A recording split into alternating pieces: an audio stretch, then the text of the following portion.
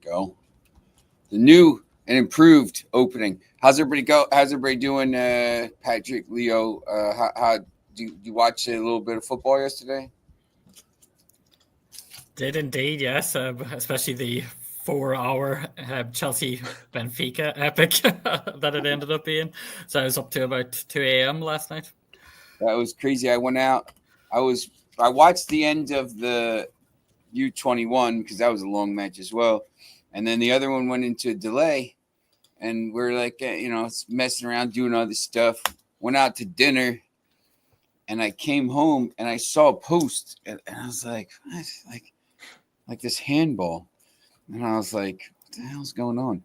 And then I looked on my phone and in live score, and I'm like, wait a second, this match is still going. Like it started at 4:00. This was at 8. This was at 8 something, 8 o'clock maybe, and I was just like, how the hell is this match still going? And then Chelsea scored three goals to open it up, but I mean, it between that and the the U21 match, and the first match because it went to extra time too. I mean, three extra time matches, extra overtime, extra time, and bonus football all over the place yesterday. Leo, were you watching all those matches? I watched the Palmeiras versus Botafogo, so maybe we can start talking with it because it was the first of the day or night, depending on where you are on the planet, and then the European final between England and Germany, which was a really enjoyable match, to be honest. You, Patrick, what did you watch yesterday? Yeah, so I watched Palmeiras Botafogo, and then it went into extra time. So I had a few other things to do. So I thought I'd make the decision. I'll just stick to the Club World Cup matches, and then instantly regretted it when I started seeing the goals go in, the under-21s. But I caught the recap of it this morning. But yeah, mostly focused on the Club World Cup to my regret there, to be fair, because the under-21 final looked fantastic. Yeah. And if we can start with Palmeiras Botafogo, it was a game like we predicted yesterday with Sean and Pedro. It was very tight with a lot of falls, 9 shots but 0 on targets. I think for Palmeiras, the biggest chance in the first half was certainly Richard Rios' shot. Then in the second half, Palmeiras went better and better, notably by Estevao, who at the beginning of the second half showed very dangerous on Botafogo's goal. And John, we have to say, he did a really good performance despite the defeat and the elimination of his side. Yeah, I would agree there. I would say that John was their outstanding player.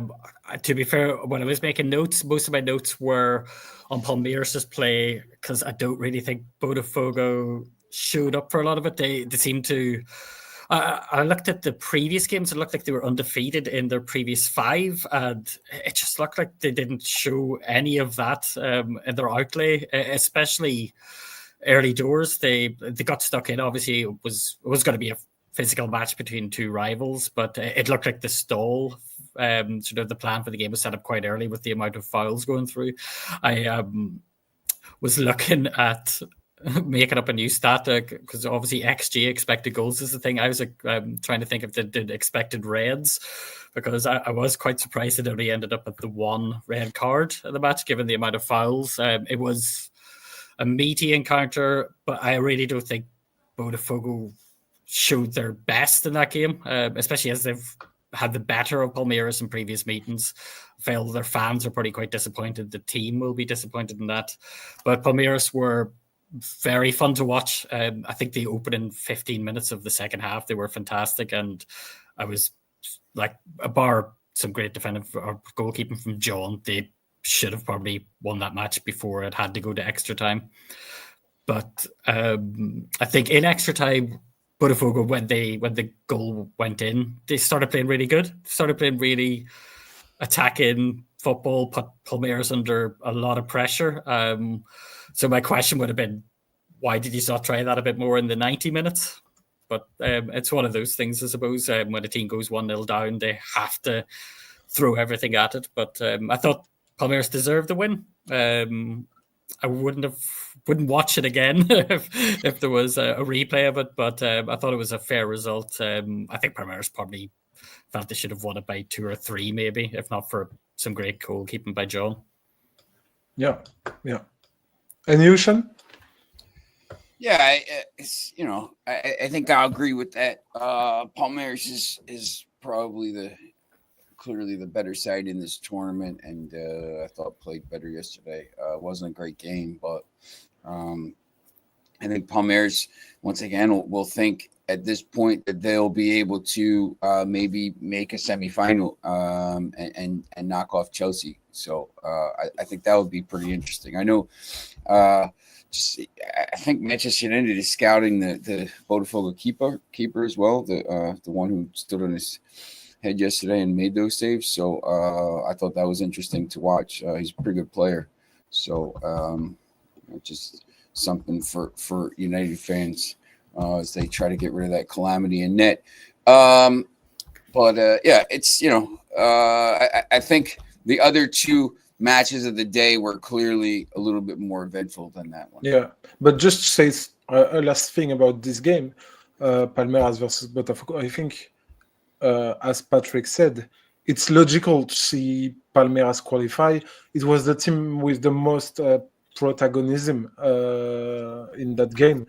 And in my opinion, but it's quite personal, what made the difference was the depth of the squad, because we saw that the substitutes were very dangerous to Botafogo.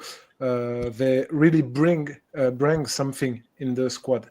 It was not just substitute someone. It was really here that the difference was made, in my opinion.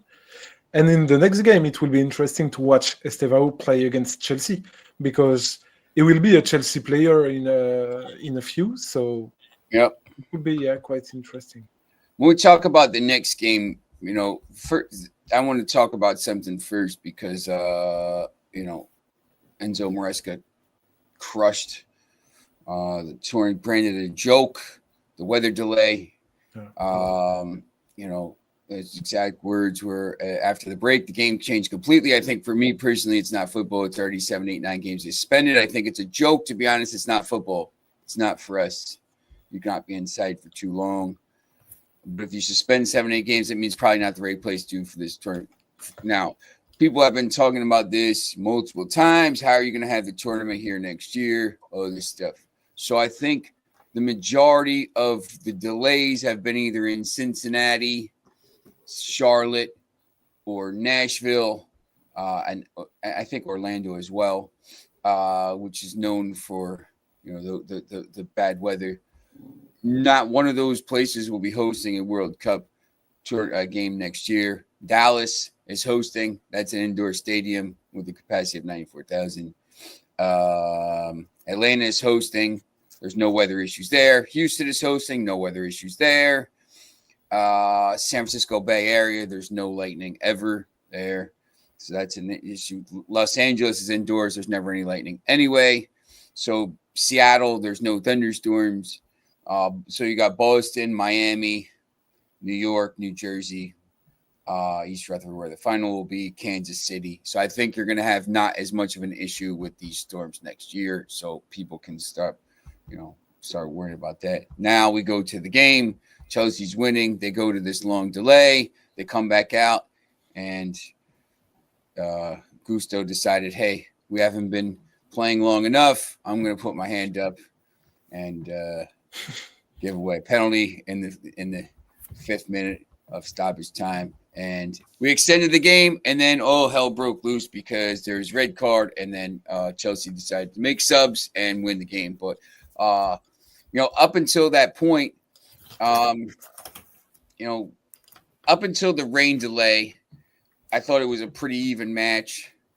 After the rain delay, the goes to extra time, you're like, man, Benfica's got a chance here. And then, like, I don't know, 2 minutes in, red card. And then at that point, I think everyone thought Benfica was going to try to just hold on. They couldn't, right? Is that basically what happened there? Yeah, you summed it up.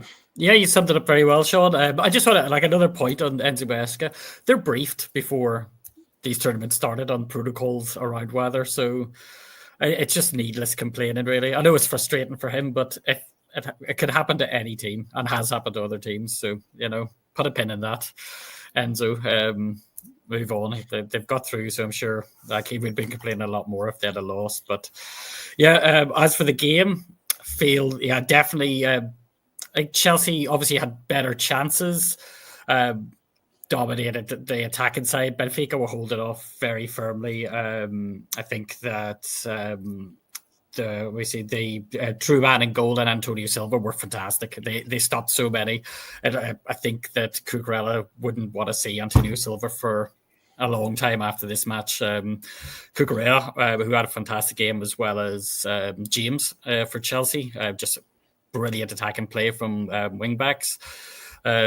But Benfica weren't really showing their attacking side too well with like Di Maria, Leandro Barrio, Florentine Luis. They sort of held back a lot, gave Chelsea too much of the ball. And I think before the rain break, I think they probably looked resigned to losing. So I'd say they were delighted when the weather warning came in. Gave them that little extra time to debrief, have a sort of thoughts of the game, what they could do in the little time they had left. Whereas it looked like Chelsea were just annoyed at the break and then continued that annoyance into the final few minutes. And ultimately, it did cost them, because I'd say if that match hadn't have had the break, they would have won at 1-0 likely. But they were very impressive in extra time, Benfica, but in the first half of extra time, but the red card killed it. The last few minutes, Di Maria, it was great to see him get on the score sheet, because it's his now last game for the club before he goes back to Argentina. They were impressive in the last few minutes, and it looked to be impressive at the start of extra time until Prestiani got that red card. And obviously then the flurry of goals came in, and c'est la vie. Chelsea got the job done maybe a couple of hours later than they expected, but they'll get through. And they showed, I think, Sean, you were saying yesterday about the sort of Jekyll and Hyde nature of Chelsea. I think they showed a lot of that yesterday, and that will give Palmeiras a lot of hope going into their quarterfinal. Yeah, and to be honest, I was kind of disappointed by Benfica, because I think they played like a small team against Chelsea.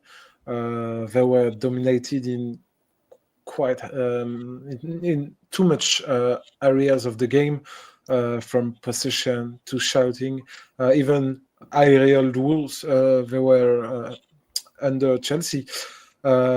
Trubin made a really, really good performance, but in my opinion, on Reece James' opener, he made a fault. He shouldn't take the goal at his first post. It's forbidden at this level, and yeah, it was like as we said for Palmeiras versus Botafogo, it was quite logical to see Chelsea win this game in final. Interesting too. I mean, I think you said like the keeper. If the keeper makes the save on the first goal there, because it went under him, and Otamendi did an unbelievable job, keeping the first ball out. I mean, really, it's a tapping at the back post there, and Cuckoo scores. But if the keeper saves that, there's 15, 12 minutes, something like that left. Maybe that's, maybe they get to penalties, but man, you can't, it gets under you and you're like, it goes in. And at that point there, you're like, that's it, game over. Chelsea's probably now Benfica's got attack, and then Chelsea scored 2 more goals. But, it was interesting. I thought maybe we were going to be headed to penalties, and then all of a sudden, that mistake.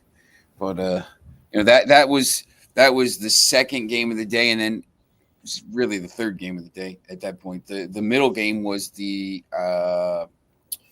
U21 final, which turned out to be a really, really interesting contest.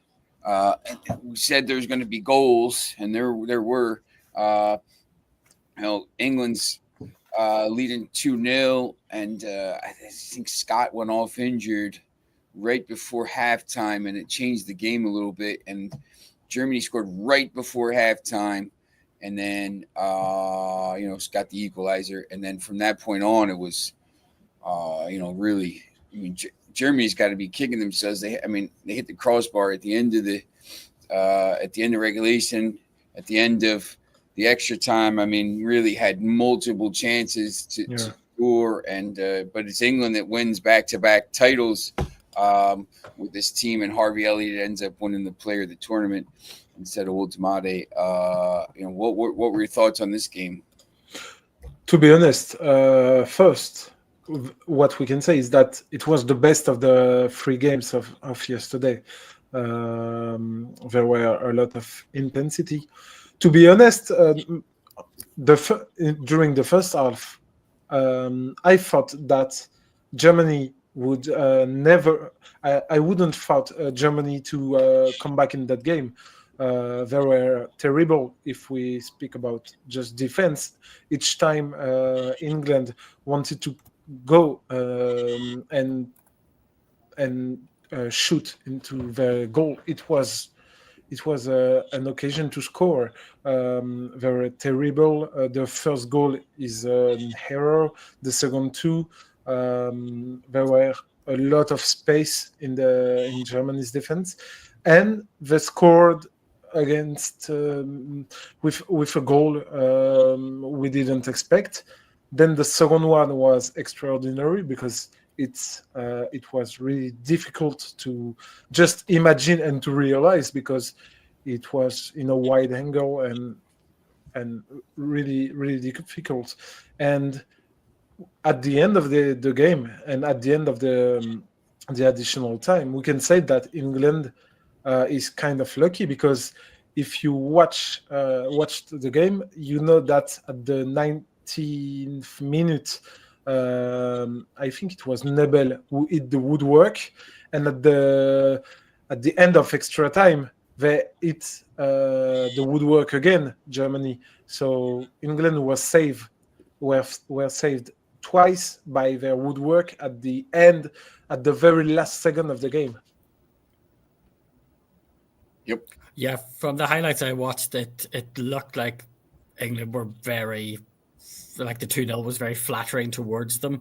Germany looked like they were dominating possession. I think they had ended with 58% of the overall possession of the match. I think 730 shots to 560 as well. So there were 30 shots in the goal, so it was like an absolute barnstormer of a game. I'd say, again, Germany obviously not hitting the bar is counted as a shot off. Hitting the bars are counted as shot off target, so like that sort of deflects a bit. Like they had a lot more chances. That beautiful goal from Nebel was stunning, but their general play was better. England picked their moments earlier, but again, it was sort of lapses in Germany's concentration and defense that sort of allowed Harvey Elliott to get that goal. He got a second more than he should have. Managed to pick a spot and get that goal in early. But yeah, Germany probably would be scratching their heads as to why they had to face extra time, let alone lose the match. Yeah. What did you think about this game, Sean? I thought it was it was pretty high level. Both of these teams have talented players. It's interesting though. It's a U21 and Walter Marty's 23, so I know how that works with it. It's not really U21, is it? But like because it's the cycle and whatnot. But it's Walter Marty's going to go to Bayern, and we'll see how he does there, because he was pretty good with Stuttgart, and he's got Harry Kane. Harvey Elliott, I just he had the injury. He scores some goals when he comes in for Liverpool, but where is he going to play? I mean, he's not going to play ahead of some of these other people. So it's his future in Liverpool or somewhere else. But the goal that won it, I thought was a really nice header.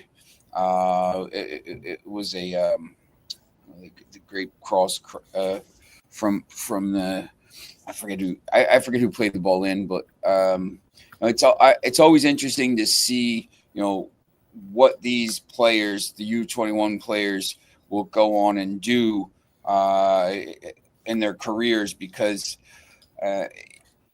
there's a lot of people like Bellingham could be playing for that team, but he's obviously advanced beyond that level. So the players at this U21 level, I saw you saw somebody was saying like, why doesn't Manchester United have any players on this team or whatever?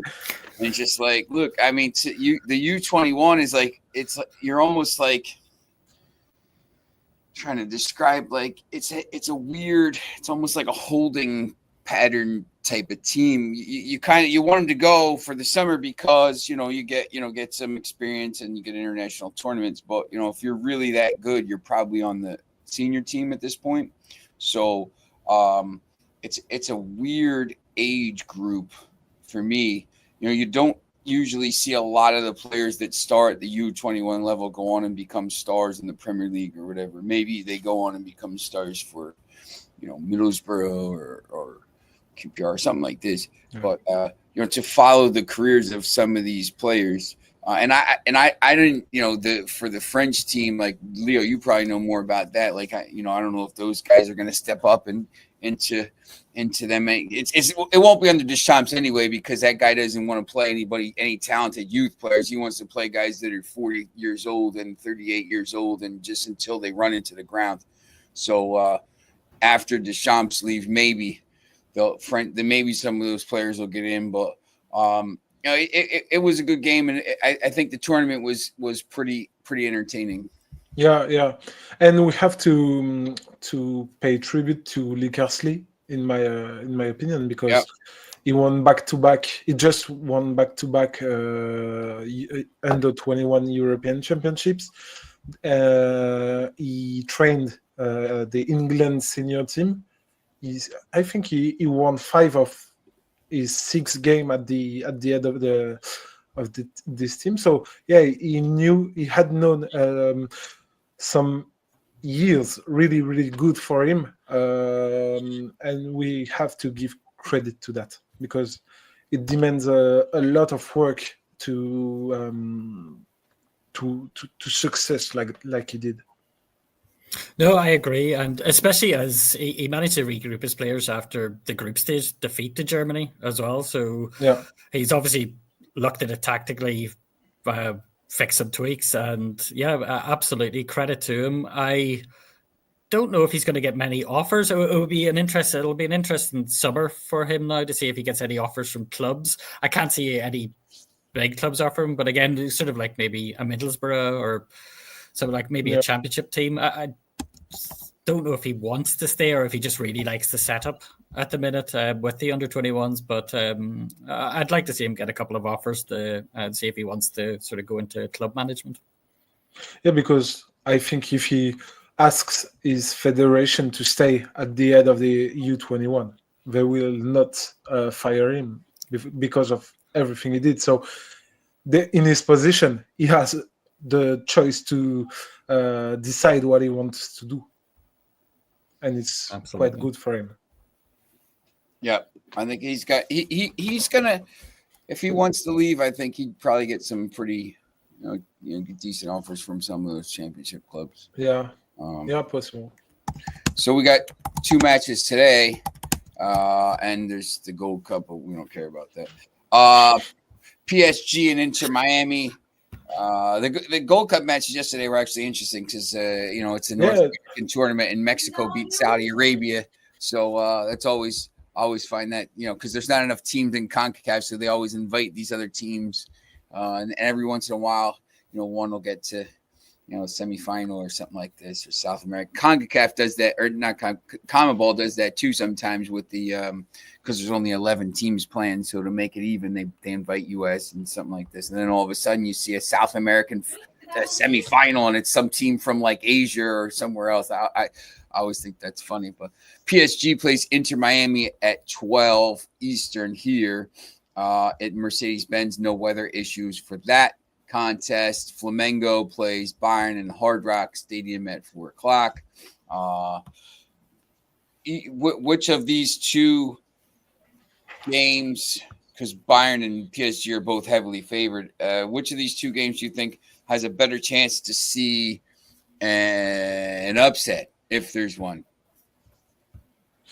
In my opinion, the Flamengo Bayern Munich, clearly. You said it will be no weather issue for the Inter Miami PSG game, Yep. but it will be a lot of electricity because of everything we have said before between Lionel Messi and PSG. Even if we go back further with Jordi Alba, all these Barcelona ex-players, we used to play against PSG, who eliminated them from the Champions League and everything. It will be quite interesting to watch, but I think the Flamengo Bayern Munich will be the most entertaining of the day because Flamengo was one of the four, I think it was one of the 4 best Brazilian team at the World Cup so far.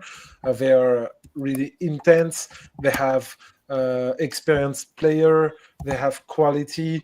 They have their fans, which is quite important. We saw that in that tournament. So yeah, and Bayern, who crushed Auckland, but who lost their last group game against Benfica, but they have a lot of good player also, so it will be quite interesting to watch this game, and hopefully we will not have weather issues like yesterday because it was kind of long.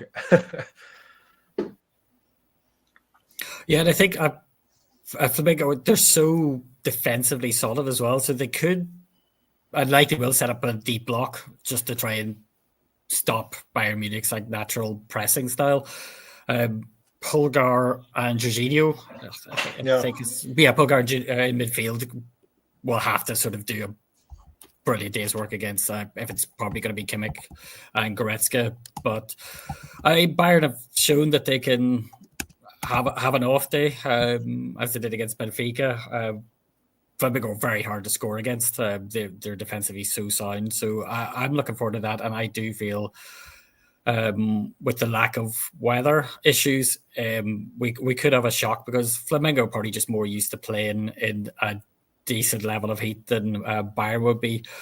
I think Bayern are going to need to take advantage of any sort of lapses in Flamengo's defense to get through. They obviously have the players to be able to do that as well. So it's just sort of if Flamengo go out there with a strong mindset, believe in themselves, keep to their game plan, I do feel they can pull off a shock.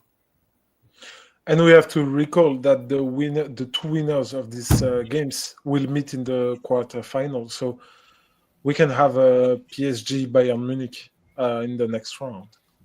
And you repeat of the 2020 final of the Champions League. Yeah. What are your thoughts about these games, Sean? I think Messi's obviously will be excited to play PSG. PSG's if they play to anywhere near their level of they played in the Champions League final, this game will be not competitive. I think it's PSG. When you looked back at their run to the Champions League, remember in the match day 6 at the group stage, they were 25th, and then they had to beat City, and then they went on this run.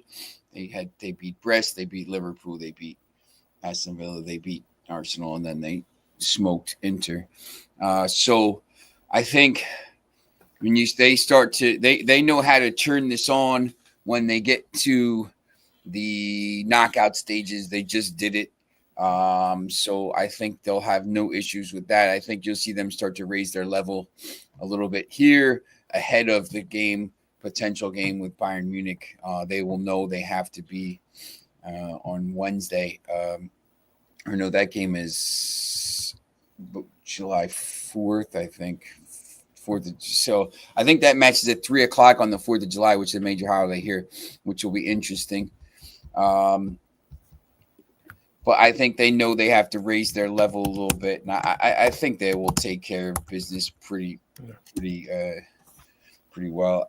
I expect, I was trying to go through. I said Manchester City on the top half of the bracket. I expect it to be PSG and Real Madrid in the semifinals. So I think PSG will, play well today. The Bayern Flamengo game, I think that's going to be a much closer game. I think that's, of the two, if PSG can go out and win relatively easily today and take some players off and sub some players out. Obviously, they're not in the heat either because it'll be in Atlanta. So while Bayern's going to, possibly have to struggle to break down in the heat. So I think that bodes well maybe for PSG's recovery as well. So I think the second game will be pretty interesting, though. I think Flamengo has a shot maybe to do it. The other games, maybe drag them to extra time and see if they can make it a more of attrition. And to be honest, I think that if PSG raise the level, they can absolutely crush Inter Miami. But crush like 4-5-0, really, or maybe 5-1, but they can be really, really superior. Yes, PSG. Oh, sorry. No, go ahead. I was just going to say. Yeah, talk about PSG, sort of the masters of momentum since the turn of the year, especially as you said, match day against Man City. From then on, they just turned on the jets. I think the big bonus for them is that they have so many players who are individually fantastic on one-on-ones. Kvaratskhelia, Hakimi, who's just an outstanding player, to name just two. Whereas Inter Miami will probably be relying on Messi to be given the freedom to roam, to create chances. So that'll be a lot of pressure on him. So I think if he has a great game, they might have a chance. But yeah, as I say, the masters of momentum, I think, will go out there knowing what they need to do. They'll probably try and finish the job early so they can get a few subs in as well. But yeah, I see a PSG win pretty easily tonight. Yeah. We got number one in Manchester United insider, Sully, checking in. How's it going, Sully? Thanks for checking in. We appreciate it. Obviously, remember, anytime you want to come on, you let me know. Just DM me. I was going to say to that, sometimes with these young teams, because PSG is a young team, big up, mate. There you go. PSG is a young team. It takes a little bit to click, and then once it clicks, they know how talented they are. Due and these players, and all the players that come up. They once again we talked about how the player next week, Embuemo. There we go. Big breaking news there from Sully. The players coming through, the kid had to go in the final, the 18-year-old kid. They have all this talent coming through, and it just takes a little bit to click. Hey, I'm a PSG player.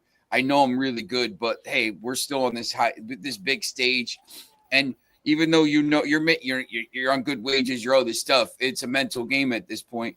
And it just takes a little bit, and then once it clicks, they beat City. Hey, man, we're the best. If you go and listen to their interviews, they said that when we beat them, that's when we knew we could do it. Then when we beat Liverpool, we knew we were going to go on and win.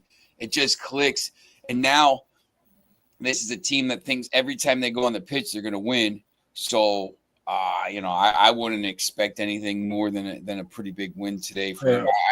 Inter Miami has talent, but they're old, and I think they're going to get run around by these young legs of PSG.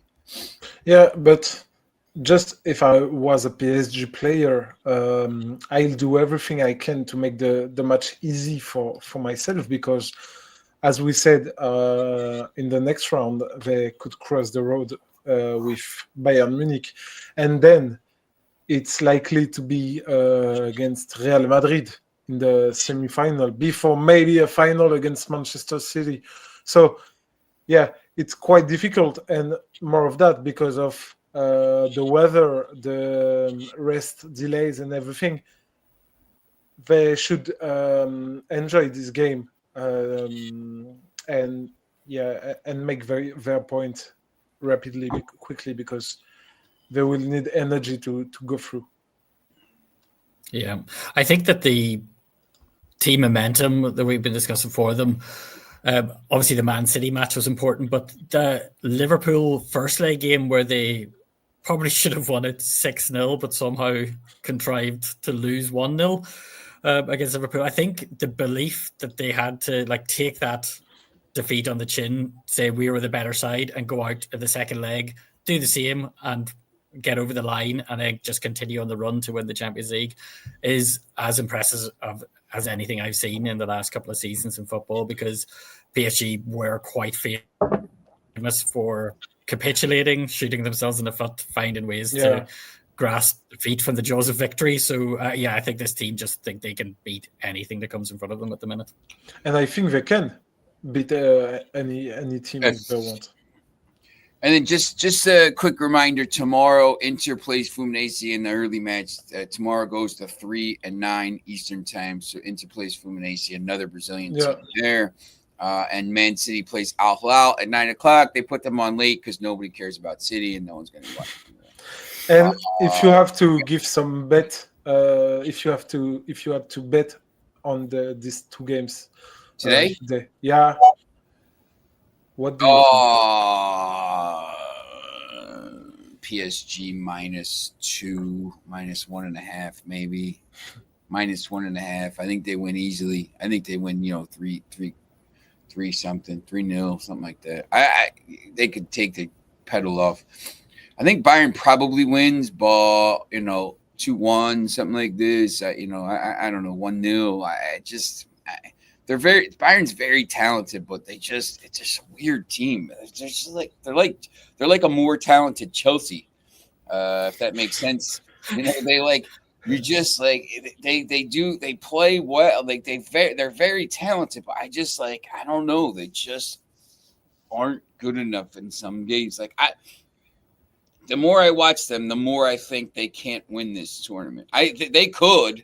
But I just don't think they're going to beat Flamengo, PSG, Real Madrid, Manchester City to win this tournament. I just don't think they can win 4 matches in a row like that. I think PSG could do that.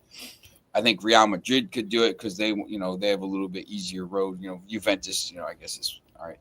Manchester City is going to walk to the final again, but I just don't see Bayern able to do that, to put 4 matches in a row together. You just saw it. I mean, they could against Benfica, and they just I don't think they're good enough. I think they find a way to win, but I would say maybe they win today 2-1, but something like this. Yeah, I think with Bayern Munich, I would agree with you, but I think if Bayern Munich, they pepper the goals so often, and so if one will eventually go in. So I think that's another. Sometimes when their actual formation doesn't seem to work for them, or their tactical tweaks, they just pepper the goal with shots, and one of those will eventually go in. I feel that they may lose this one, so I'll go with an extra time. Penalty shootout win tonight with Bayern going out, and in the PSG match, I'm going to say 5-0 to PSG. Patrick, I have to agree with you because I wanted to talk about that Bayern game. I think it will be a game like it was against Boca Juniors, a tricky game with a lot of intensity. Brazilian team have shown that they have some tricks to lose time, to have a psychological ascendant on their opponent. I think it will go to the penalty shootout, and then I can't say if Bayern will go through, even if I think that Bayern will qualify. I can't assure it as I can with PSG, for example. It would be really disputed, and it will be really tough and really cool, fun to watch, I think. Absolutely, yeah. That's my pick of the game. It will be a competitive match, unlike the PSG game. Yeah. All right. Well, a little bit. Oh, I mean, there's a couple Gold Cup games, but once again, I don't really want to talk about it. What do you think about the Gold Cup so far? Because I haven't watched I a did bit of it, to be honest. not even the USA. I don't really care about the American team, to be honest. Like, not full transparency. Like, it's just the level of play is not the same. I just don't care. I'm a Manchester United fan, club over country and stuff like that. Like, I just don't care. I mean, if like they're in the final, I'll probably watch it. If they get to the final, they play Costa Rica today, which will be a tough match. There's yesterday, Honduras beat Panama yesterday in penalties. So that was a little bit of an upset. Mexico will play Honduras. U.S. will play Canada probably if Canada beats Guatemala and U.S. beats Costa Rica. Canada's been pretty good, but once again, like the level of it's like good for CONCACAF. Like these teams, none of these teams will have a chance. Like we won't do anything at the World Cup. Like there's just no way.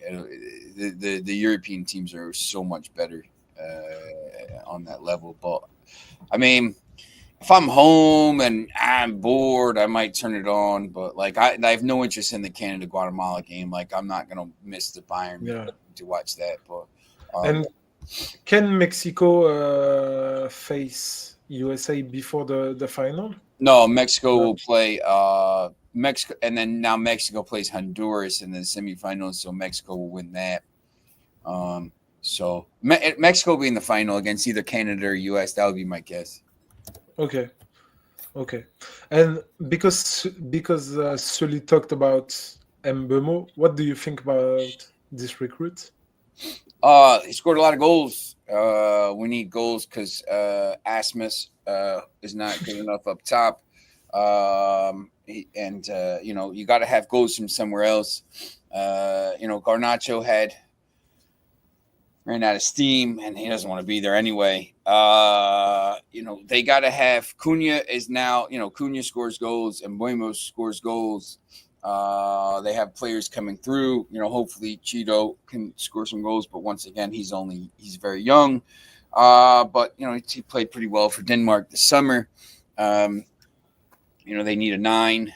It looks, maybe they're signing Dominic Calvert-Lewin on a free, which I don't, backup. I don't know if he helps you or whatever, but he's probably an upgrade over their backups. Or Xerxes probably can score some goals. They got to get rid of Hoyland. He's not good enough. But I mean, Buemo scored a lot of goals last year in a team that was about the same as United. So they have to raise the floor. Yeah. United before they get to before they can start going to here, the floor has to be raised. I mean, that's, I'm sure Patrick would agree with that. I read yesterday that Marcus Rashford would love to play as a 9. Do you think it could be a good option? I can't. Look, Rashford has to go because of off the field stuff. Like Patrick, I don't know if like you might have heard some of this. Like I can't I don't want to make allegations on here, but like there's a lot of stuff going on with him off the field. He needs to change the scenery, bad agents, whatever, all this stuff. But I don't think he's. First of all, he doesn't want to be there. But I just don't think he's good enough. I think there's a few things with him. I think during COVID, and that time, I think they ran him into the ground a little bit. I think he played a lot, injured ankles and stuff like this, and I think his body's starting to break down. So I think that's one thing with him. The other stuff is all the off the field stuff that like we'll get off. We'll talk off the air about that. But I don't think he's the answer. And if Barcelona wants him and wants to pull 16 levers to get this guy and pay, I mean, we're not sending you for like you got to pay. Listen, we want him. Give us the money because he's an academy grad, and that goes towards the PSL stuff. all the stupid rules, man. Because Patrick, you Yeah. are also a Manchester United fan, if I'm not mistaken. For my sins, yes. Yeah, no, I am. I agree with Rashford needs a change. I like Rashford saying that he could do a number 9. Like comparing it to, like, say, something like Hoyland, like Andrew Nana could do a better job as a 9 than Hoyland's doing at the minute. So you it's can't compare the level. If you say we're comparing him to the job Hoyland did, like that has to be like, like I'm convinced probably one of us could do a better job, but you have to. There has to be a better, like Dominic Calvert-Lewin as a backup is probably going to be able to do more than Hoyland. But no, Rashford has to go. I think he's got to move on. Rashford, Anthony, the player, they got to move on. They need to rebuild around a younger core. Yeah. No, exactly. And I think it's been an odd one because obviously Jim Ratcliffe didn't do any favors to United by, like, for the transfer market value by doing that interview where he basically said they're a terrible group of players and they shouldn't be here. I mean, I don't understand the reasoning behind doing that when you're wanting to then sell them a couple of months later. But it's the circus act that we have at United at the minute. But I agree, from the bottom up, it needs to be torn apart. I don't think Rashford wants to play for us anymore. He's like, he can still do a job. He did decent for Aston Villa last season. I think they overblew how well he did. I think it was a bit over the top. He did a decent job in a few games for them. But yeah, no, we need younger, more motivated, happier players. Everyone seems just really annoyed to play for United at the minute. So players aren't out in the casino at 3 a.m. two nights before the match. But it's a complicated task for Manchester United to recruit, because I don't know how much Ineos wants to inject in the club. But I know that, for example, because they own Nice also in France, and they don't want to give them some money for this mercato. They were on a 2 million euros target, and they couldn't afford that. So what's the point with that? I don't know, and it will be interesting to watch. And if we can just talk 2 minutes about transfer market. Paul Pogba has officially signed for Monaco yesterday.